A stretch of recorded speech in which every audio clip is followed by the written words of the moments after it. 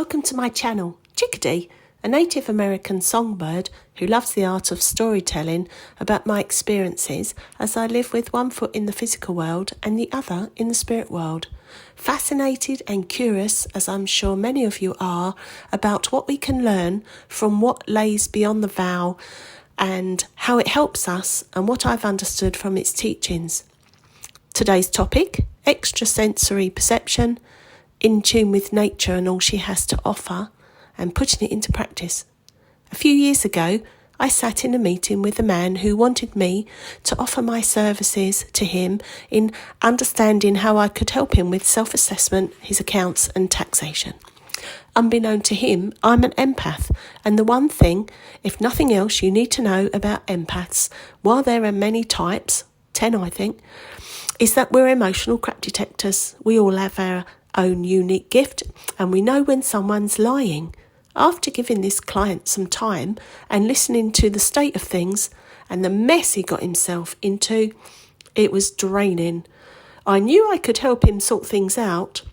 That was never the question. However, my gut, and I used the term, my inner sat-nav, was providing me with an unsettled feedback loop and was just letting me know something was off. Couldn't shake it off. There was a mismatch, you see, in the words he used and spoke and my vibe, my radar.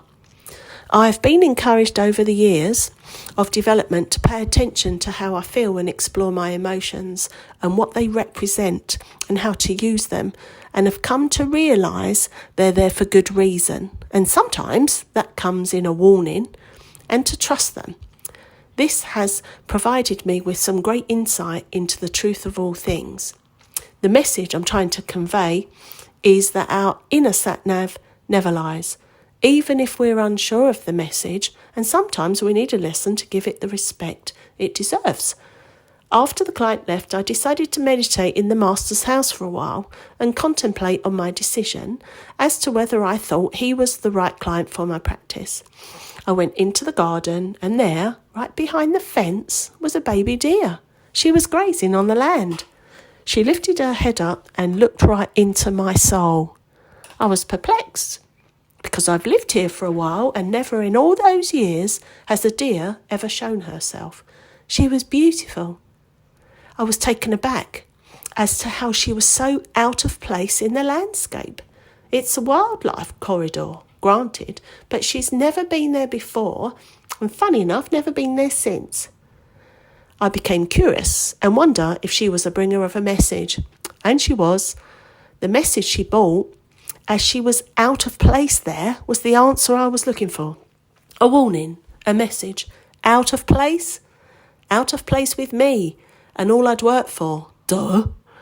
See, there's a fallacy in business, what I term as a brainwashing mechanism, that you have to take and work for everyone who turns up on your path wanting what you have, even if it's providing a service and it just simply isn't true. The key is to learn to filter before you don't have a business at all. If you take on everyone, there's a cost, and sometimes that cost is to you and all you've worked for, especially if you're in a bit of a rush to try and make a big practice, for example. So my understanding is this: by paying attention to those you can help and want to, and those you can help but choose not, is because you know more about yourself than anything else. It's a tool, a gift, meditation, a discipline, and can save you from making a mistake, a wrong decision, and all the disaster that comes with it. You see, meditation can be your guiding light, spirit, to help you remain true to yourself, but you have to work on it. It doesn't matter what anyone else thinks, but it does matter what you think, in terms of what you allow to happen to you and all you've worked for when another comes along with an agenda for you. Just do remember that. I hope you've enjoyed this, and if you think this would help someone you know, or somebody needs to hear the message from this podcast, feel free to share. Thanks for listening.